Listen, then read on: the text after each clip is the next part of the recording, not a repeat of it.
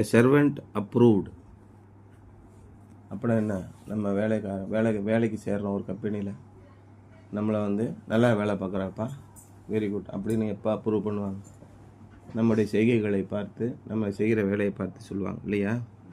அதுதான் என் servant approved. ஆண்டவருக்கு முன்பாக நீங்கள் எப்படி உங்களுடைய வாழ்க்கையை நடத்துகிறீங்க? நேற்று படித்தோம்ல, எ வாக்கிங் மிராக்கிள். நீங்கள் உங்களுடைய வாழ்க்கையில் வாழும்போது ஆண்டவருடைய பிள்ளைகளாக மற்றவருடைய பார்வைக்கு அதிசயமானவர்களாக தெரிகிறீர்களா அப்படின்னு நேற்று படித்தோம்.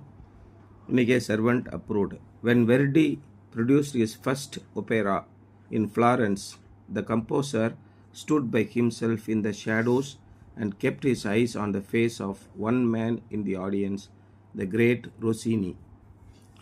வெர்டி அப்படிங்கிறவர் ஒரு கலை நிகழ்ச்சியை நடத்தினார் ஃப்ளாரன்ஸ் அப்படிங்கிற ஊரில். அந்த கம்போசர், மியூசிக் கம்போசர் பக்கத்தில் நின்றுக்கிட்டு, ஒரு ஒளி மறைவான இடத்துல நின்றுக்கிட்டு அந்த ஆடியன்ஸில் ஒரே ஒரு ஆளை மட்டும் பார்த்துக்கிட்டு இருந்தார். அவர் தான் மிக பிரபலமான ரோசினி அப்படிங்கிறது. It mattered not to Verdi whether the people in the hall were cheering him or jeering him. அந்த ஹாலில் இருந்த எல்லா மக்களும் அந்த பாடலை கேட்டு, அந்த இசை கச்சேரி கேட்டு ரொம்ப வாழ்த்து தெரிவிக்கிறாங்களா அல்லது குதூகலம் அடைகிறார்களா என்பது அவருக்கு ஒரு பொருட்டாகவே இல்லை. All he wanted was a smile of approval from the master musician.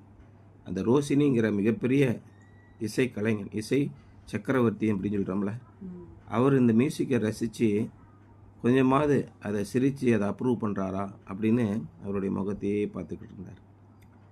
So it was with apostle Paul. பவுலும் அப்படியே தான் பார்த்துக்கிட்டு இருந்தார். கூட இருக்கிற ஊழியக்காரர்கள் அல்லது சபை மக்கள் அல்லது அவரோட பழகிறவங்க, சக அப்போஸ்தலர்கள் அல்லது இந்த இவங்க இயேசு கிறிஸ்துவனுடைய சீடர்கள் இருந்தாங்களே, டிசைப்பிள்ஸ்ங்கிறவங்க தனியாக இருந்துக்கிட்டாங்க. அதுக்கப்புறம் அப்போஸ்தலர்களும் தனியாக வந்தாங்க. அதுக்கப்புறம் கிறிஸ்துவுக்குள்ளே டிவோட்டிஸ், தேவனுடைய பிள்ளைகளாக வந்தவங்க, சபை மக்கள், இப்படி நிறைய பேர் இருந்தாங்க.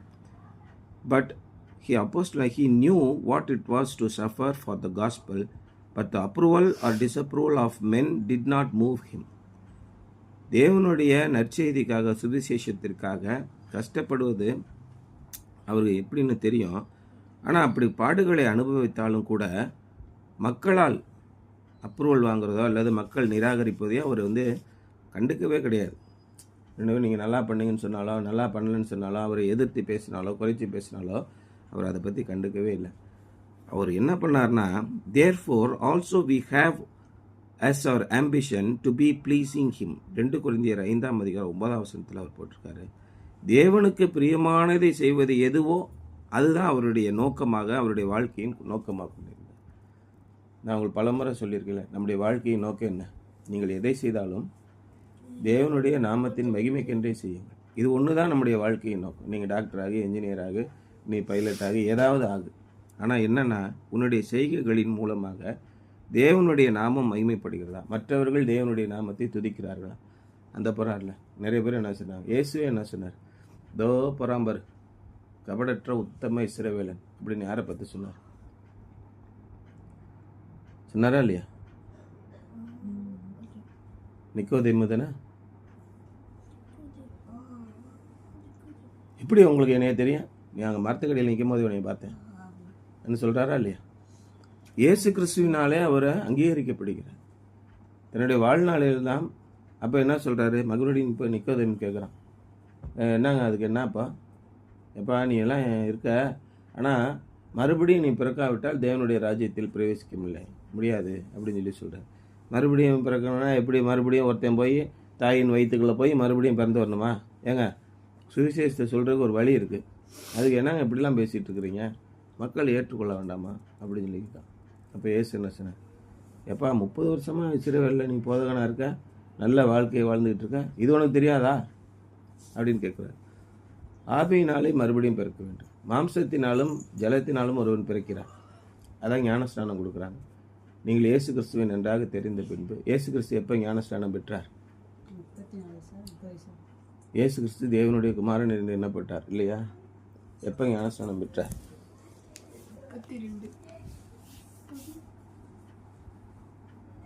30 வயசு. அதுக்கப்புறம் அவர் 3 வருஷம் ஊழியம் பார்த்தார் இல்லையா? அப்படி ஊழியம் பார்க்கும்போது அவர் ஞானஸ்நானம் அப்போ பெறுகிறார். நீங்கள் தேவனை பற்றியும் அவருடைய மகிமையை பற்றியும் நன்றாக தெரிந்து கொண்டு ஞானஸ்நானம் எடுக்கணும். ஞானஸ்நானம் எடுத்ததிலிருந்து நீங்கள் அவருக்காக வாழ வேண்டும். ஞானஸ்நானம் எடுப்பது என்பது ஜலத்தினாலே, தண்ணீர்னால உங்களுக்கு நீங்கள் ஆண்டவரை ஏற்றுக்கொள்கிறீர்கள் என்பதற்கு அடையாளமாக கொடுக்குறேன். நீங்கள் ஆண்டவரோடு நெருங்கி வாழ்ந்து எப்பொழுது பரிசுத்த ஆவியினாலே அபிஷேகத்தை பெறுகிறீர்களோ அப்பொழுது கம்யூனியன் பெறணும். அதான் ரொம்ப முக்கியம். ஆவியினால் 2ஆம் முறை பிறக்கணும். கபடற்ற உத்தம இஸ்ரவேலன் ஒருத்தர் இருந்தான், 30 வருஷம் ஊழியம் மாற்றிக்கிட்டு இருந்தான். ஆனால் மறுபடியும் பிறப்பது என்னதென்றே அவனுக்கு தெரியும். இயேசு கிறிஸ்து அவனுடைய செய்கைகளை அங்கீகரிக்கிறார், மேலும் கற்றுக் கொடுக்கிறார். இதான் ரொம்ப முக்கியம். தேவன் உங்களுடைய செய்கைகளை அங்கீகரித்திருக்கிறாராம். பவுல் அதான் பார்த்தார். நான் மனுஷனுடைய பாராட்டுகளை பார்க்கிலும் அங்கீகரிப்பை பார்க்கிலும் நான் தேவனுடைய அங்கீகரிப்பையே நான் அதிகமாக, தேவனுடைய நாமத்தின் மகிமையை நான் அதிகமாக தேடுகிறேன். So it was with the apostle Paul. He knew what it was to suffer for the gospel, but the approval or disapproval of men did not move him. மனிதர்கள் என்ன சொன்னாலும் கண்டுக்கவே மாட்டார். ஆண்டவர் நீர் என்ன சொல்லுங்க. ஆண்டவருடைய வழியிலே நடக்கிறவன், ஆவியினாலே நடத்தப்படுகிறவன் எங்கே இருந்து வருகிறான் என்றும் எங்கே இருந்து போகிறான் என்றும் தெரியாதுன்னு இயேசு சொன்னார். நிறைய விஷயங்களை சொல்லியிருக்காரு, அது நமக்கு புரியாது. நம்ம பாட்டு படிச்சுட்டே போவோம், நம்ம பாட்டு பைபிள் படிக்கிறோம். ஆனால் ஆண்டவர் உங்களுக்கு சொல்லிக் கொடுத்தா தான் உங்களுக்கு புரியும். காற்று ஒரு திசையிலேருந்து இன்னொரு திசைக்கு போகுது. எங்கே இருந்து வருதுன்னு எதாவது தெரியுமாயா உங்களுக்கு? எங்கே போகுதுன்னு தெரியுமா? சுழன்று அடிக்கும், எங்கேயோ போகும். அதே மாதிரி தான் ஆவியினால் நடத்தப்படுகிறோன்னு இருப்பான். மனுஷனுக்கு தெரியும். மனுஷன் என்ன பண்ணுவான்? என்ன பிளான் பண்ணிக்கிட்டு இருக்காங்கன்னு தெரில, நான் நினைக்கிறேன் இவங்க இப்படி தான் போவாங்கன்னு நினைக்கிறேன் அப்படின்னு கணிச்சிக்கிட்டு இருப்பான். மனுஷன் அவர்களுடைய வாழ்க்கையை பற்றி கணிச்சிருவான், நீ என்ன ஐடியா பண்ண போகிற அப்படின்னு. ஆனால் மனுஷனுடைய எண்ணெயும் சிந்தனைத்தையும் நம்ம கேட்காம ஆண்டவரிடத்திலே போகும்போது அடுத்த மூவ் அவன் எப்படி வைப்பான்னு தெரியாது. ஆவியிலான நடத்தப்படுகிறவன் எங்கே இருந்து வருகிறான் என்றும் எங்கே போகிறான் என்றும் யாருக்கும் தெரியாது. நீங்கள் ஆவியினாலே நடத்தப்படுகிறவர்களாக இருக்க வேண்டும். பவுல் அப்படி தான் இருந்தார். ஆவியினாலே நடத்தப்படக்கூட ஒரு மனுஷனாக இருந்தார். இவங்களுக்கு ஒன்றுமே புரியல. என்னடா ஜெயிலில் போட்டால் வெளியில் வந்து நிற்கிறான், அங்கிட்ட அடித்தா அங்கிட்டு சிரித்து பாடிக்கிட்டு இருக்காங்க, ஒன்றுமே புரிய மாட்டேங்குது. பாம்பு கடிக்குது, ஆம்பாட்டு போய்கிட்டு இருக்கான். இப்படி மனிதர்களால் புரிந்து கொள்ள முடியல. அதனால் மனிதர்கள் பாராட்டுவதையோ மனிதர்கள் வெறுப்பதையோ அவன் ஏற்றுக்கிடவே இல்லை. Therefore also we have as our ambition to be pleasing to him. நாம் தேவனை மகிழ்ச்சிப்படுத்துபவர்களாக, தேவனுடைய மனதுக்கு சந்தோஷத்தை உண்டாக்குகிறவர்களாக இருக்க வேண்டும். நம்மை சுற்றி நெருக்கடி வந்துக்கிட்டே இருக்கும். இன்றைக்கி நம்ம சங்கீதத்தில் படித்தோம்ல, என்ன படித்தோம்? 101ஆம் சங்கீதத்தில் ரகசியமாய் பிறனுக்கு அவதூறு பண்ணிக்கிறவன் நம்ம கூடயே உட்காந்துருக்கான். நம்மளை தொல்லை கொடுத்துக்கிட்டே இருப்பாங்க. ஆனால் இதெல்லாம் புரிஞ்சுக்கணும். அப்போ பவுல் என்ன சொல்கிறாரு எபேசியரில், இன்னும் அவங்க ஆவியில் வளராமல் இருக்காங்க. இன்றைக்கி இப்போ எபேசியர் 2ஆம் அதிகாரத்தில் என்ன படிக்கிறோம்? அவர்கள் இன்னும் வளரவே இல்லை, அப்படியே இருக்கிறாங்க, நிற்கிறாங்க, ஸ்டாக்னேட்டடாக இருக்கிறாங்க. அவங்கள குறித்து பார்க்கும்போது நமக்கு பரிதாபமாக இருக்குது. தேவனுடைய வாழ்க்கையின் ரத்தத்தை அவங்க புரிஞ்சிக்கவே இல்லை, அந்த அறிவு இன்னும் அவங்களுக்கு வரவே இல்லை. நிறைய பேர் இன்னும் அதே நிலைமையில் இருக்கிறாங்க, கிறிஸ்துவுக்குள்ளாக இன்னும் அடுத்த நிலைக்கு போகலை. Paul wanted the approval of Christ. ஆகவே அவருடைய கண்ணு புறம் எங்கே இருந்தது? இந்த ரோஷினியோட கண்ணு, அந்த கிரேட் மியூசிஷியன் ரோஷினியோட மேலேயே இருந்தது. அவர் யார்? இந்த வெர்டி அப்படிங்கிறவர். அந்த மிகப்பெரிய இசை சக்கரவர்த்தி என்னுடைய இசையை அவர் ரசிக்கிறாரா? நிறைய பேர் இசைக்கலைஞர்கள் இருந்தாங்க, டேலண்டட் பீப்புள். அவங்க சொல்கிறதெல்லாம் அவர் கேட்கல. அவருடைய கண்ணு பூரா ஆண்டவர் இந்த மிகப்பெரிய சக்கரவர்த்தி என்ன சொல்கிறார்? இசை ஞானி அவர் என்ன சொல்கிறார்? அவரையே பார்த்துட்டு நம்முடைய கண்களும் அப்படியே பார்த்துக்கிட்டே இருக்கும் இல்லையா? அதைத்தான் அவர் பார்க்குறார். நீங்கள் ஆண்டவர் உங்களுடைய செய்கைகளை அங்கீகரிக்கிறாரா? ஆண்டவருக்கு பயந்து நீங்கள் நடக்கிறீங்களா? கர்த்தருக்கு பயப்படும் பயம் என்ன? 1வது நீதிமொழிகள் அவ்வளோ போட்டிருக்கு. நீ ஞானத்தை எப்பொழுது நீ தேட ஆரம்பிக்கிறாயோ அப்பொழுது கர்த்தருக்கு பயப்படும் பயம் உனக்கு. நீ புத்தியை தேடு, நீ அறிவை தேடு, அப்பொழுது கர்த்தருக்கு பயப்படும் பயம் இன்னதென்று தெரிந்து கொள்வாய். எப்பொழுது ஒருவன் அறிவையும் ஞானத்தையும் தேடுகிறானோ அப்பொழுது அவனுக்கு கர்த்தருக்கு பயப்படும் பயம் வரும்னு போட்டு 1வது நீதிமொழிகள் 1ல் அதான். அப்பொழுது நீ யாருக்கெல்லாம் தப்பு வைக்கப்படுவாய்? இச்சகமான வார்த்தைகளை பேசி அடுத்தவன் குடியை கெடுக்கிறவன் இருக்கான் பார்த்தியா, அவனுக்கெல்லாம் தப்பு வைக்கப்படுவாய் அப்படின்னு போட்டிருக்கு.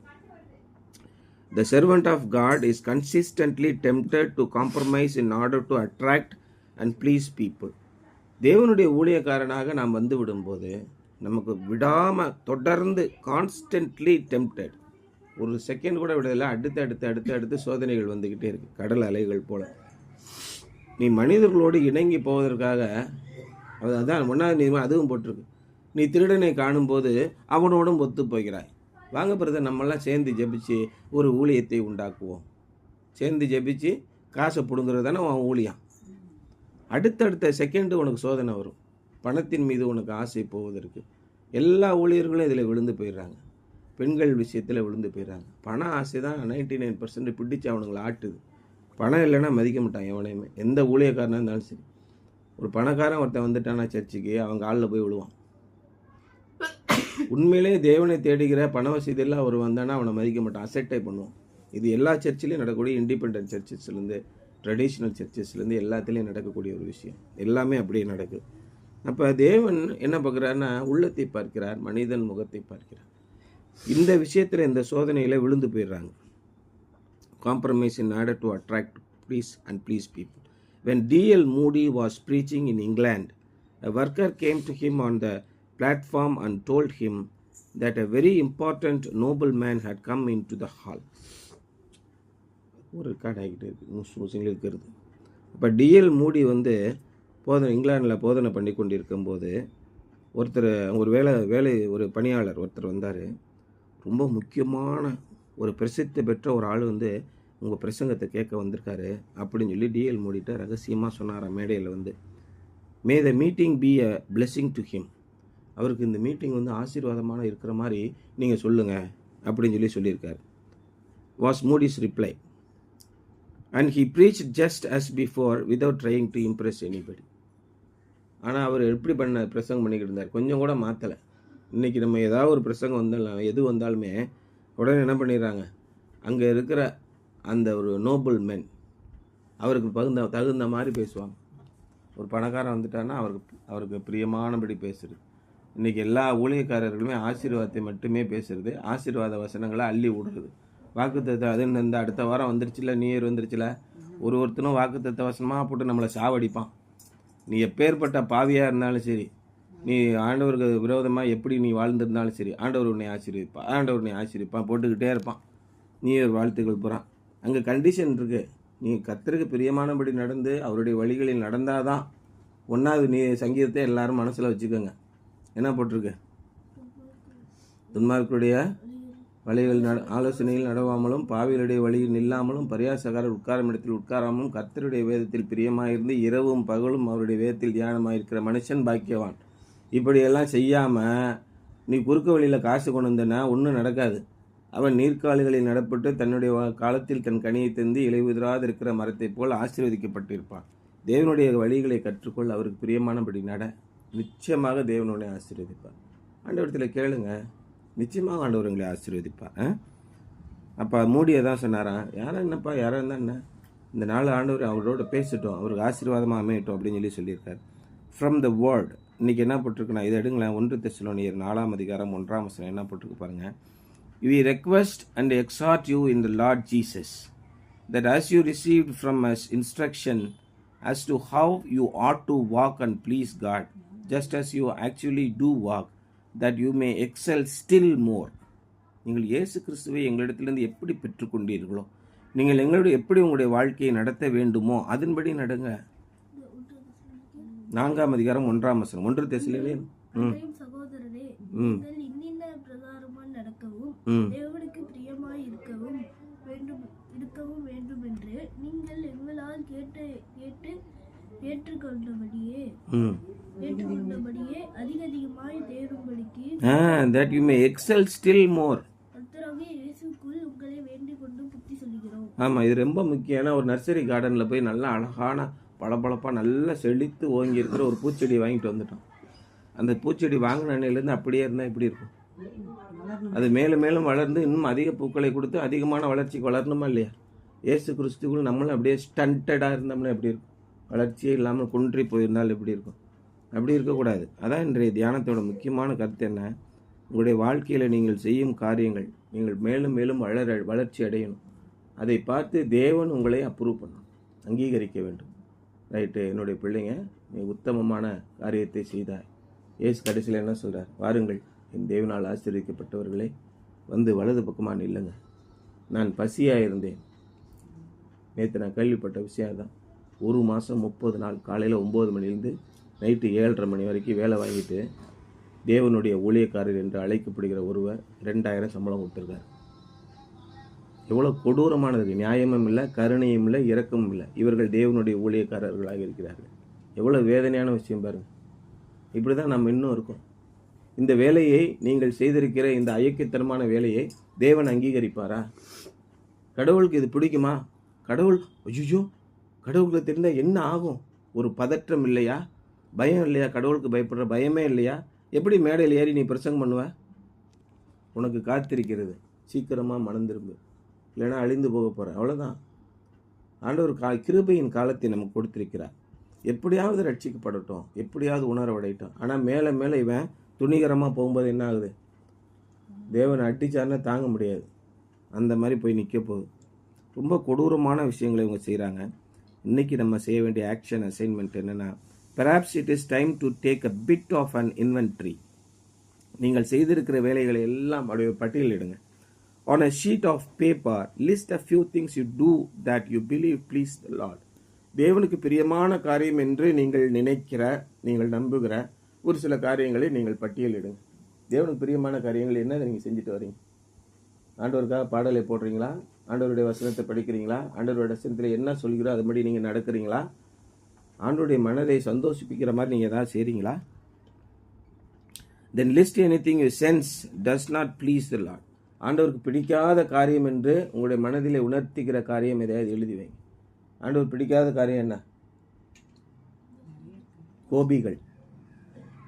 பாவியில் பாவியே கோபியில் கோபி, ரெண்டும் ஒன்று தான். சட்டுன்னு உங்களுக்கு கோபம் வருதா? Are you temper? சட்டுன்னு உங்களுக்கு கோபம் வந்துச்சுன்னு வச்சுக்கோங்க, you are not with the Lord. எழுதி வைங்க. அதை நாம் எப்படி திருத்துன்னு ஆண்டவர்கிட்ட கேளுங்க. நேற்று சொன்னோம்ல, சபையை வளர்ப்பது, மனிதர்களை உருவாக்குவது, வளர்ச்சி அடைவது, ஆவியிலே வளர்ச்சி அடைய செய்வது எந்த மனிதனாலும் முடியாது, எந்த போதகனாலும் முடியாது. அது தேவனாலே தான் போகும். மனிதனால் இது கூடாத காரியம்தான், தேவனாலே எல்லாம் கூடும். ஒரு பிறவி குணத்தை ஒரு மனிதனாலே மாற்ற முடியும் என்றால் மாற்ற முடியாது. ஒரு பிறவி குறைபாட்டை மனிதனாலே நிவர்த்தி செய்ய முடியும் என்றால் நிவர்த்தி செய்ய முடியாது. ஆனால் தேவனால் முடியும். அதான் பிறவி குருடனை அவர் தெரிய வைக்கிறார். நம்ம எல்லாருமே பிறவி குருடர்கள் தான். பார்க்கும்போது, நமக்கு பிறவிலே பார்க்கும்போது தேவனுடைய வசனத்தையும் அவருடைய மகிமையும் பற்றி அறிவும் கிடையாது, கண் பார்வையும் கிடையாது.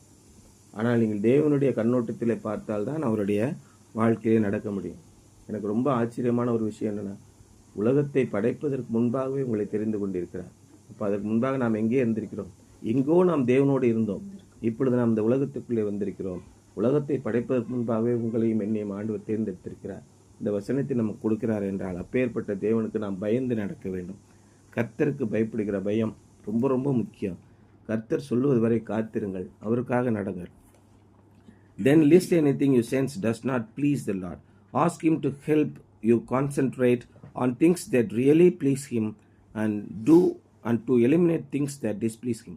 ஆகவே நீங்கள் என்ன பண்ணுங்க, அந்த ஆண்டவருக்கு பயந்து எந்தெந்த விதத்திலெல்லாம் ஆண்டவரை நாம் மகிழ்ச்சிப்படுத்தலாம் அப்படிங்கிறதுலையும், எந்தெந்த விஷயத்திலாம் ஆண்டவருக்கு பிடிக்காதோ அதையெல்லாம் நம்முடைய வாழ்க்கையிலிருந்து குறைத்து கொள்ளவும், அதிலேயே கண்ணும் கருத்துமாக உங்களுடைய கவனத்தை செலுத்துங்கள் என்பதுதான் இன்றைய ஆக்ஷன் அசைன்மெண்ட் நாம் செய்ய வேண்டியது. ஆகவே தேவன் உங்களுடைய கைகளின் பிரயாசத்தை அங்கீகரித்திருக்கிறாரா? தேவன் நீங்கள் செய்யும் நடவடிக்கைகளை எல்லாம் அங்கீகரித்திருக்கிறாரா என்பதை பாருங்கள்.